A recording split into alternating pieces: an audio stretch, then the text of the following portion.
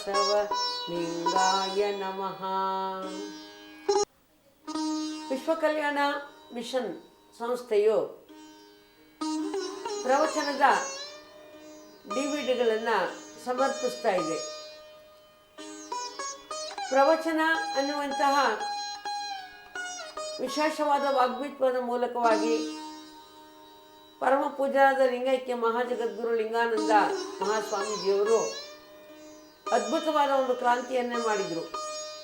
ಧರ್ಮದ ಕಡೆಗೆ ಜನ ಬರೆದಾಗ ಧರ್ಮವನ್ನು ಅವರ ಕಡೆಗೆ ಒಯ್ಯಬೇಕು ಎನ್ನುವಂತಹ ವಿಶೇಷವಾದ ಘೋಷಣೆಯೊಡನೆ ನಾಡಿನಾದ್ಯಂತ ಪ್ರವಾಸವನ್ನು ಮಾಡಿ ಪ್ರವಚನಗಳನ್ನು ಮಾಡಿದರು. ಈ ಒಂದು ಪ್ರವಚನಗಳ ಪರಿಣಾಮ ಅನ್ನೋದು ಎಷ್ಟು ಪ್ರಮಾಣದಲ್ಲಿ ಆಯಿತು ಅಂತ ಹೇಳಿದರೆ, ಅವರು ಪ್ರವಚನ ನಡೀತಾ ಇದ್ದಂತಹ ಊರಿನಲ್ಲಿ ಇಡೀ ಊರು, ಶಾಲೆ, ಕಾಲೇಜು ಎಲ್ಲಿ ನೋಡಿದರೂ ಕೂಡ ಅದರದ್ದೇ ಸುದ್ದಿ, ಟಾಕ್ ಆಫ್ ದ ಟೌನ್ ಅನ್ನೋ ರೀತಿಯಲ್ಲಿ ಇರ್ತಾ ಇತ್ತು. ಮತ್ತು ಬಹಳಷ್ಟು ಜನಗಳ ಜೀವನವನ್ನು ಅದು ಪರಿವರ್ತನೆ ಮಾಡಿತು. ಪೂಜ್ಯರು ಪ್ರಾರಂಭ ಮಾಡಿದಂಥ ಈ ಪ್ರವಚನದ ಶೈಲಿಯನ್ನು ಅವರ ನಂತರ ನಾನು ಈಗ ನಮ್ಮ ಅನೇಕ ಶಿಷ್ಯರುಗಳು ಇದನ್ನು ಮುಂದುವರಿಸಿಕೊಂಡು ಬಂದಿದ್ದೇವೆ. ಪ್ರವಚನ ಅಂದರೆ ಒಂದು ರೀತಿಯಲ್ಲಿ ಇದು ಪ್ರಸಾದವಿದ್ದ ಹಾಗೆ, ಜ್ಞಾನದ ಪ್ರಸಾದ, ನೆತ್ತಿಯ ಪ್ರಸಾದ. ಶರೀರದ ಅನ್ನವನ್ನು ಉಣ್ಣುವುದರಿಂದ ಭೌತಿಕ ಶರೀರಕ್ಕೆ ಶಕ್ತಿ ಬಂದರೆ ಈ ಜ್ಞಾನ ಪ್ರಸಾದದಿಂದ ಆತ್ಮಬಲ ವೃದ್ಧಿ ಆಗ್ತಾ ಇದೆ, ಶಾಂತಿ ಸಿಗ್ತಾ ಇದೆ, ಜೀವನಕ್ಕೆ ಒಂದು ಮಾರ್ಗದರ್ಶನ ಸಿಗ್ತಾ ಇದೆ. ಹೀಗಾಗಿ ಪ್ರವಚನಗಳ ಮೂಲಕವಾಗಿ ಬಹಳ ದೊಡ್ಡ ಪರಿಣಾಮ ಸಮಾಜದ ಮೇಲೆ ಆಗುತ್ತೆ.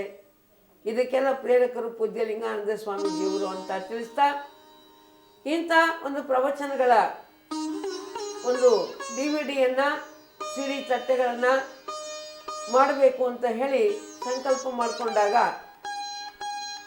ಅದರಲ್ಲಿಯೂ ಶರಣ ಮೇಳ 25ನೇ ಶರಣ ಮೇಳಕ್ಕೆ 25 ಧ್ವನಿ ಸುರುಳಿಗಳನ್ನು ಬಿಡುಗಡೆ ಮಾಡಬೇಕು ಅಂತ ಹೇಳಿ ವಿಚಾರ ಮಾಡಿದಾಗ ನಮ್ಮ ಅನೇಕ ದಾನಿಗಳು ಮುಂದೆ ಬಂದರು. ಅವುಗಳನ್ನು ವೆಚ್ಚವನ್ನು ಭರಿಸಲಿಕ್ಕೆ ಮುಂದೆ ಬಂದು ಸಹಾಯವನ್ನು ಮಾಡಿದ್ದಾರೆ. ಹೀಗಾಗಿ ಇವತ್ತಿನ ಈ ಒಂದು 25ನೇ ಶರಣ ಮೇಳದಲ್ಲಿ ನಾವು 25 CD-ಗಳನ್ನು ಬಿಡುಗಡೆ ಮಾಡಲಿಕ್ಕೆ ಅವಕಾಶ ಸಿಕ್ಕಿದೆ. ಆದ್ದರಿಂದ ಇನ್ನು ಮುಂದೆ ನೀವು ಪ್ರವಚನವನ್ನು ಕೇಳಲಿದ್ದೀರಿ. ನಿಮ್ಮ ಎಲ್ಲರಿಗೂ ಕೂಡ ಆಯುಷ್ಯ, ಆರೋಗ್ಯ, ಭಾಗ್ಯ, ಸಕಲ ಸಂಪತ್ತು ಪ್ರಾಪ್ತಿಯಾಗಲಿ ಅಂತೇಳಿ ನಾನು ಹಾರೈಸಿ ಈ ಒಂದು ಧ್ವನಿ ಸುರುಳಿಗಳನ್ನು ನಿಮಗೆ ಸಮರ್ಪಿಸ್ತಾ ಇದ್ದೇನೆ. ಶರಣು ಶರಣಾರ್ಥಿ. ಪ್ರವಚನದ ಈ CD ತಟ್ಟೆಗಳನ್ನು ಮಾಡಿಸ್ಬೇಕು ಅಂತೇಳಿ ಸಂಕಲ್ಪ ತಳೆದಾಗ ಸ್ವಯಂ ಪ್ರೇರಣೆಯಿಂದ ಮುಂದೆ ಬಂದಂಥ ಮತ್ತೊಬ್ಬರು ಯುವ ನ್ಯಾಯವಾದಿಗಳಾದಂಥ ಶರಣ ಕರಿಬಸಪ್ಪ ಶಂಕರಪ್ಪ ಕೋರಿಶೆಟ್ಟರ್ ಅವರು. ಇವರು ನಮ್ಮ ಧಾರವಾಡ ರಾಷ್ಟ್ರೀಯ ಬಸ್ ನಿಲ್ದಾಣದ ಸಕ್ರಿಯ ಕಾರ್ಯಕರ್ತರು, ಯುವ ನ್ಯಾಯವಾದಿಗಳು. ಚಿಕ್ಕ ವಯಸ್ಸಿನಲ್ಲಿಯೇ ಬಹಳ ಅದ್ಭುತವಾದಂಥ ಪ್ರತಿಭೆ ಇದೆ,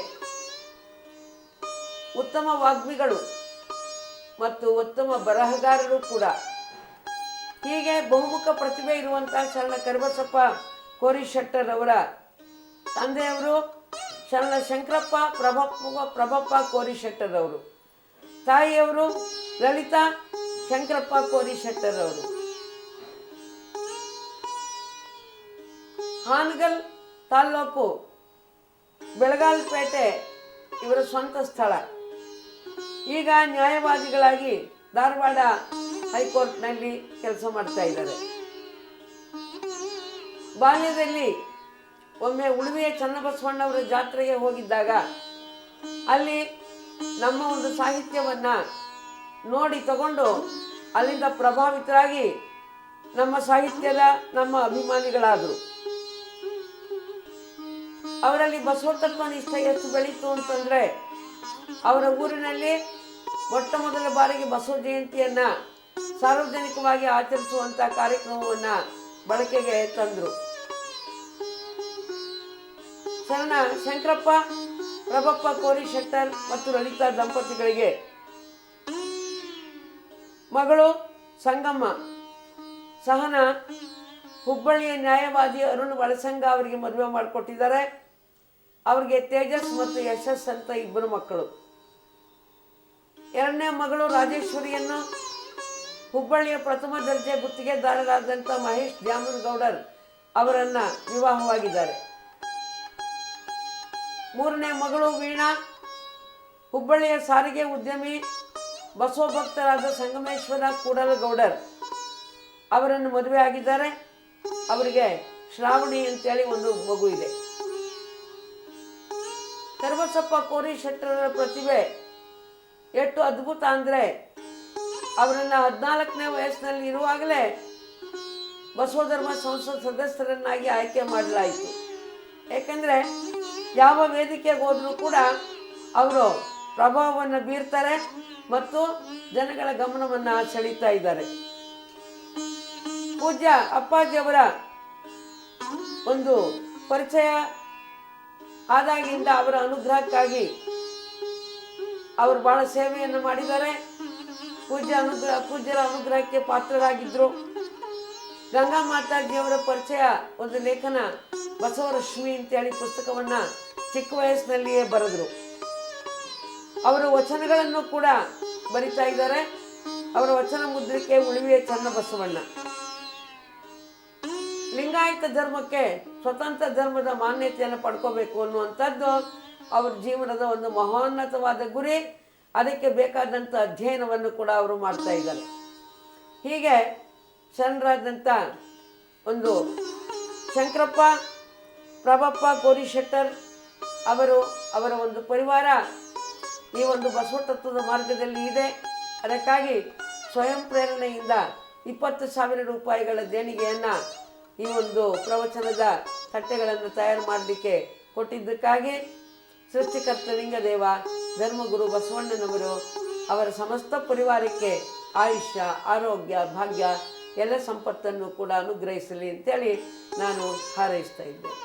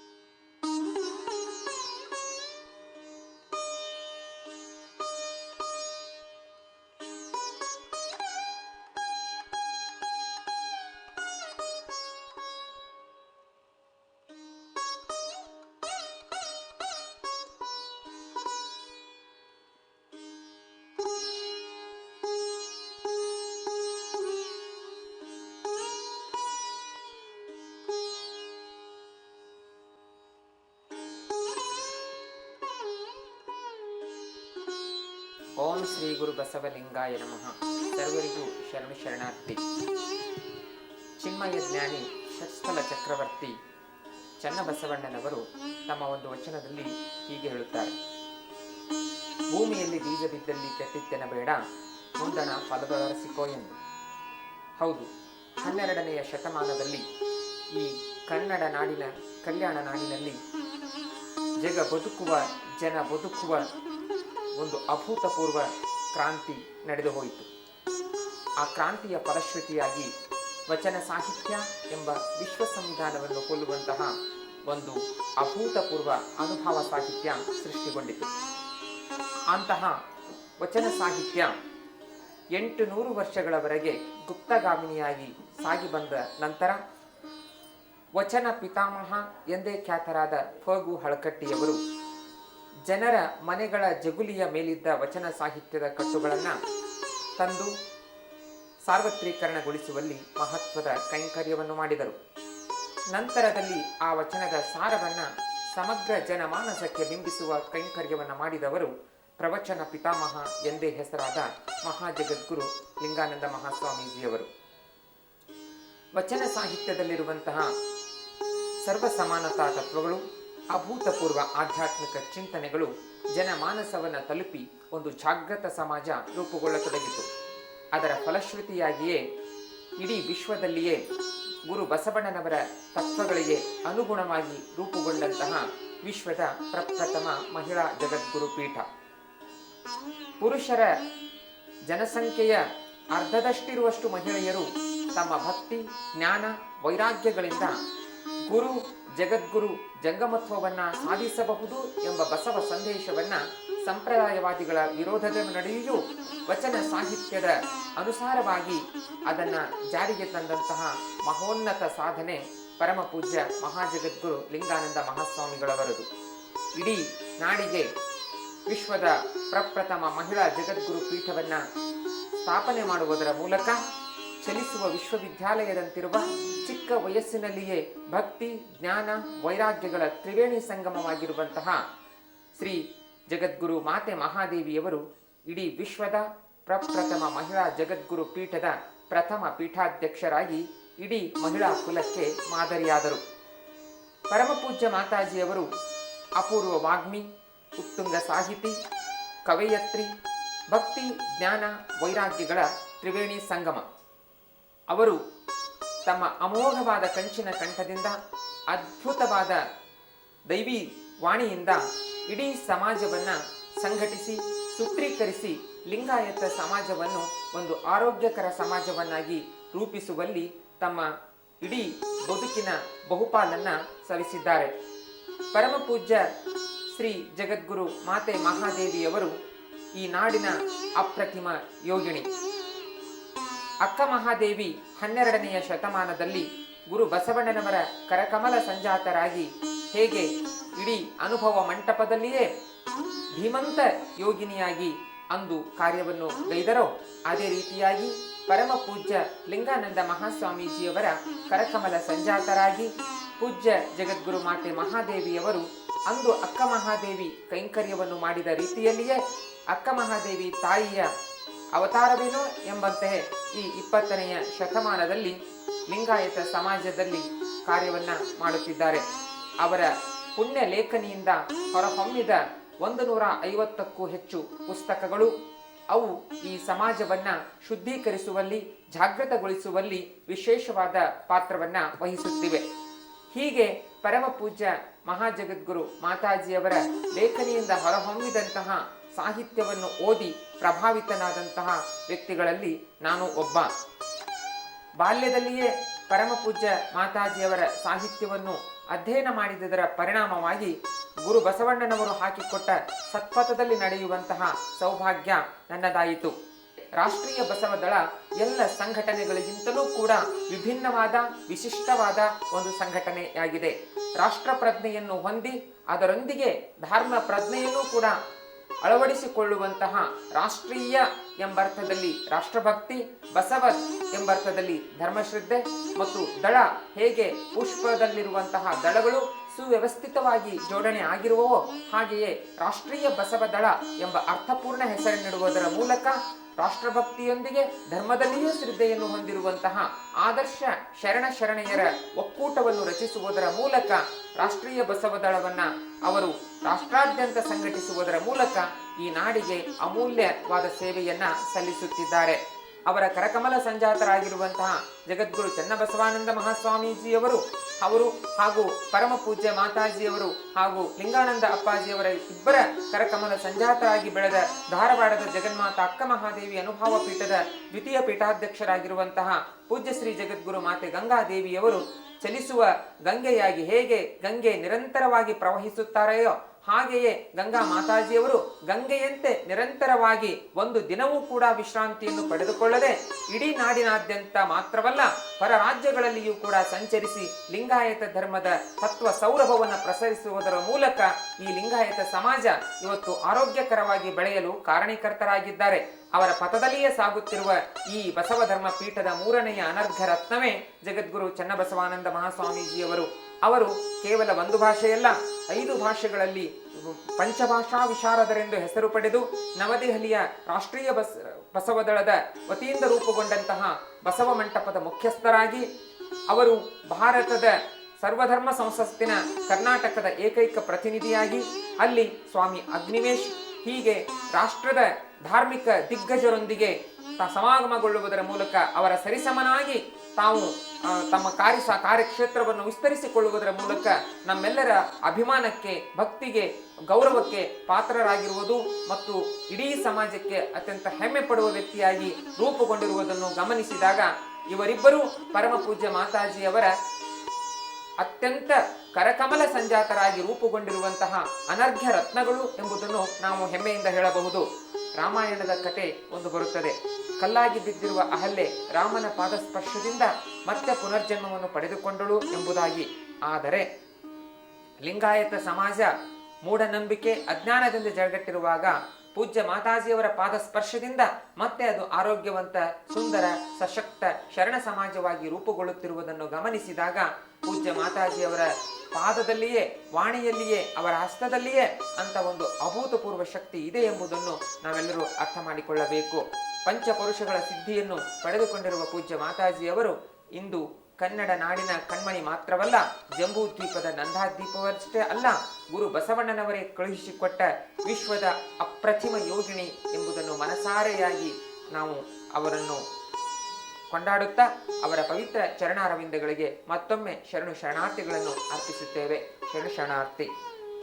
ಓಂ ಶ್ರೀ ಗುರು ಬಸವಲಿಂಗಾಯ ನಮಃ. ಎಲ್ಲರಿಗೂ ಶರಣಾರ್ಥಿ. ಪೂಜ್ಯ ಶ್ರೀ ಜಗದ್ಗುರು ಚನ್ನಬಸವಾನಂದ ಸ್ವಾಮೀಜಿಯವರು ಪೀಠಾಧೀಶರು, ಚಿನ್ಮಯಜ್ಞಾನಿ ಚನ್ನಬಸವೇಶ್ವರ ಜ್ಞಾನಪೀಠ, ಬಸವ ಗಂಗೋತ್ರಿ, ಬೆಂಗಳೂರು. ಇವರ ಒಂದು ಪ್ರವಚನದ ಧ್ವನಿ ಸುರುಳಿಗಳನ್ನು, ಸಿಡಿ ಕಟ್ಟೆಗಳನ್ನು ಇದೀಗ ವಿಶ್ವ ಕಲ್ಯಾಣ ಮಿಷನ್ ಸಂಸ್ಥೆಯಿಂದ ಬಿಡುಗಡೆ ಮಾಡ್ತಾ ಇದ್ದೀವಿ. ಪೂಜ್ಯ ಸ್ವಾಮೀಜಿಯವರು ಪ್ರತಿಭಾವಂತ ಪ್ರವಚನಕಾರರು ಮಾತ್ರವಲ್ಲ, ಕನ್ನಡ, ಹಿಂದಿ, ಮರಾಠಿ, ಇಂಗ್ಲಿಷ್ 4 ಭಾಷೆಗಳಲ್ಲಿ ಕೂಡ ಪರಿಣಿತರು. ಹೀಗಾಗಿ ಅತ್ಯುತ್ತಮ ಸಂಘಟಕರಾಗಿ ಎಲ್ಲ ಕಡೆಯಲ್ಲೂ ಕೂಡ ಕಾರ್ಯ ಮಾಡುವಂಥ ಒಂದು ಸಾಮರ್ಥ್ಯವನ್ನು ಹೊಂದಿದ್ದಾರೆ. ನಮ್ಮ ಬಸವ ಧರ್ಮ ಪೀಠ ಮತ್ತು ವಿಶ್ವ ಕಲ್ಯಾಣ ಮಿಷನ್ ಈ ಒಂದು ವಿಶ್ವಸ್ತ ಸಂಸ್ಥೆಗಳ ಸಕ್ರಿಯ ಟ್ರಸ್ಟಿಗಳಾಗಿ ಕಾರ್ಯ ಮಾಡ್ತಾ ಇದ್ದಾರೆ. ಬಾಲ್ಯದಿಂದಲೂ ಕೂಡ ಆಧ್ಯಾತ್ಮಿಕದಲ್ಲಿ ಆಸಕ್ತಿಯನ್ನು ಹೊಂದಿದ್ದಾರೆ. ಇದಕ್ಕೆ ಕಾರಣ ಅವರ ಹುಟ್ಟಿದ ಒಂದು ಮನೆತನ. ಅವ್ರ ತಂದೆ ಚನ್ನ ಮಲ್ಲಯ್ಯ ಸ್ವಾಮಿಯವರು ಕೂಡ ಅಷ್ಟೇ ಆಧ್ಯಾತ್ಮ ಜೀವಿಗಳು. ಅವ್ರ ತಂದೆ, ಅವ್ರ ಚಿಕ್ಕಪ್ಪ, ಹೀಗೆ ಅವ್ರ ಮನೆತನದಲ್ಲಿ ಬಸವ ತತ್ವದಲ್ಲಿ ಅಪಾರವಾದ ಆಸಕ್ತಿ. ಹೀಗಿದ್ದಾಗ ಬೀದರ್ನಲ್ಲಿ ಲಿಂಗಾನಂದ ಸ್ವಾಮೀಜಿಯವರ ಪ್ರವಚನವು ನಡೆದಾಗ ಅದನ್ನು ಕೇಳಿ ಬಾಲ್ಯದಲ್ಲಿಯೇ ಪ್ರಭಾವಿತರಾದರು. ಶಿವಕುಮಾರ್ ಡಾಕುಳಿಗೆ ಅಂತ ಹೇಳಿ ಇನ್ನೂ ಹೈಸ್ಕೂಲ್ ವಿದ್ಯಾರ್ಥಿ ಜೀವನದಲ್ಲಿರುವಾಗಲೇ ಪ್ರಭಾವಿತರಾದ ಇವರು ನಂತರ ಈಗ ಜಂಗಮ ದೀಕ್ಷೆಯನ್ನು ಹೊಂದಿ ಚನ್ನಬಸವಾನಂದ ಸ್ವಾಮೀಜಿ ಎನ್ನುವ ಹೆಸರನ್ನು ಪಡ್ಕೊಂಡ್ರು. ಆಚೆ ವರ್ಷ ಬಸವಗಂಗೋತ್ರಿಯಲ್ಲಿ ಚನ್ನಬಸವೇಶ್ವರ ಜ್ಞಾನಪೀಠವನ್ನು ಸ್ಥಾಪನೆ ಮಾಡಿ ಅದಕ್ಕೆ ಅವರನ್ನು ಜಗದ್ಗುರುವಾಗಿ ಮಾಡಲಾಗಿದೆ.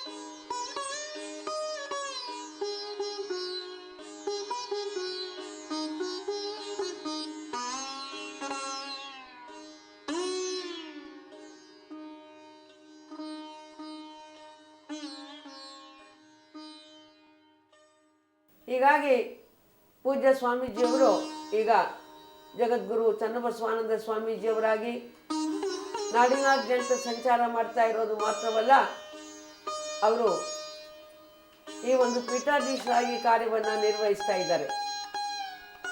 ಅತ್ಯುತ್ತಮ ಪ್ರವಚನಕಾರರಾದ ಅವರ ಕೆಲವು ಪ್ರವಚನಗಳು ಜನಗಳಿಗೆ ಲಭ್ಯವಾಗಬೇಕು ಅಂತ ಹೇಳಿ ಈಗ ಪ್ರವಚನದ ಸುರುಳಿಗಳನ್ನು ಮಾಡಿಸ್ತಾ ಇದ್ದೀವಿ. ನೀವೆಲ್ಲ ಕೇಳಿ ಆನಂದಿಸ್ತೀರಾ ಅಂತ ಹೇಳಿ ನಾನು ನಿರೀಕ್ಷಿಸ್ತಾ ಇದ್ದೇನೆ. ಓಂ ಶ್ರೀ ಗುರು ಬಸವಲಿಂಗಾಯ ನಮಃ. ಭೂಮಿ ನಿನ್ನದಲ್ಲ, ಹೇಮ ನಿನ್ನದಲ್ಲ, ಕಾಮಿನಿ ನಿನ್ನವಳಲ್ಲ, ಅವು ಜಗತ್ತಿಕ್ಕಿದ ವಿಧಿ. ನಿನ್ನೊಡವೆ ಎಂಬುದು ಜ್ಞಾನರತ್ನವೊಂದೇ, ಅಂತಪ್ಪ ದಿವ್ಯರತ್ನವ ಕೆಡಗೊಡನೆ. ನೀನಲಂಕರಿಸಿದೆಯಾದಡೆ ನಿನಗಿಂತ ಬೇರೆ ಸಿರಿವಂತರಿಲ್ಲ, ಕಾನಾಮನವೇ ಗುಹೇಶ್ವರ. ಯೋಮಕಾಯ ಶೂನ್ಯ ಪೀಠಾಧೀಶ ಅಲ್ಲಮ ಪ್ರಭುದೇವರು ಹೇಳಿರುವಂತಹ ಈ ಒಂದು ವಚನ ಅರ್ಥವತ್ತಾಗಿ ಅನ್ವಯಿಸುವುದು ನಮ್ಮ ನವದೆಹಲಿ ಬಸವ ಮಂಟಪದ ಪೂಜ್ಯ ಶ್ರೀ ಜಗದ್ಗುರು ಚನ್ನಬಸವಾನಂದ ಸ್ವಾಮೀಜಿಯವರಿಗೆ. Do not sit like a rock, do work as a clock ಎನ್ನುವಂತೆ ಕಳೆದ 22 ವರ್ಷಗಳಿಂದ ಒಂದು ಬಸವ ತತ್ವವನ್ನು ಮೈಗೂಡಿಸಿಕೊಂಡಿರುವಂತಹ ಜಗದ್ಗುರು ಪೂಜ್ಯ ಶ್ರೀ ಚನ್ನಬಸವಾನಂದ ಸ್ವಾಮೀಜಿಯವರು ನಾಡು ಕಂಡ ಶ್ರೇಷ್ಠ ಜಂಗಮ ಪುಂಗವರಲ್ಲಿ ವರ್ಗರು. ಬಸವ ಧರ್ಮಪೀಠ ಹಾಗೂ ಬಸವ ಧರ್ಮ ಕಂಡಂತಹ ಅತ್ಯಂತ ಸಕ್ರಿಯ ಸ್ವಾಮೀಜಿಗಳಲ್ಲಿ ಪೂಜ್ಯರು ಅಗ್ರಪಂಕ್ತಿಯಲ್ಲಿ ನಿಲ್ತಾರೆ ಅಂತ ಹೇಳಿದರೆ ಅತಿಶಯೋಕ್ತಿ ಏನಲ್ಲ. ಏಕೆಂದರೆ ಬಸವನಾಡು ಭರದ ಬೀಡು ಕಲ್ಯಾಣ ನಾಡಾಗಿರುವಂತಹ ಒಂದು ಬೀದರ್ ಜಿಲ್ಲೆಯ ಭಾಲ್ಕಿ ತಾಲೂಕಿನ ಕಟಕ್ ಚಿಂಚೋಳಿ ಅಂತ ಒಂದು ಚಿಕ್ಕ ಗ್ರಾಮದಲ್ಲಿ ಜನಿಸಿದ ಪೂಜ್ಯ ಸ್ವಾಮೀಜಿಯವರು ಇಡೀ ಭಾರತ ದೇಶವಷ್ಟೇ ಅಲ್ಲ, ವಿಶ್ವವೇ ತಿರುಗಿ ನೋಡುವಂತ ಒಂದು ಸಾಧನೆಯನ್ನು ಮಾಡ್ತಾ ಇದ್ದಾರೆ ಅನ್ನೋದು ನಮ್ಮೆಲ್ಲರಿಗೂ ಹೆಮ್ಮೆಯ ವಿಷಯ. ನಾನು ಯಾಕೆ ಈ ಮಾತನ್ನು ಹೇಳ್ತಾ ಇದ್ದೀನಿ ಅಂತಂದ್ರೆ, ಪೂಜ್ಯ ಸ್ವಾಮೀಜಿಯವರು ಒಂದು ಶಕ್ತಿಯನ್ನು, ಅಪೂರ್ವ ವಾಗ್ಮಿತ್ವವನ್ನು ಗುರುತಿಸಿರುವಂತಹ ಪೂಜ್ಯ ಮಾತಾಜಿಯವರು ಸ್ವಾಮೀಜಿಯವರಿಗೆ ಕಳೆದ ಹಲವು ವರ್ಷಗಳಿಂದ ನವದೆಹಲಿಯ ಬಸವ ಮಂಟಪದ ಉಸ್ತುವಾರಿಯನ್ನು ನೋಡ್ಕೊಳ್ಳಿಕ್ಕೆ ಹೇಳಿದಾಗ ಪೂಜ್ಯ ಸ್ವಾಮೀಜಿಯವರು ಎಲ್ಲಿದ್ರೂ ಚಿನ್ನನೆ ಎನ್ನುವಂಗೆ ಅಲ್ಲೂ ಕೂಡ ಒಂದು ಬಸವ ತತ್ವವನ್ನು ಪ್ರಸಾರ ಮಾಡಿದ್ರು.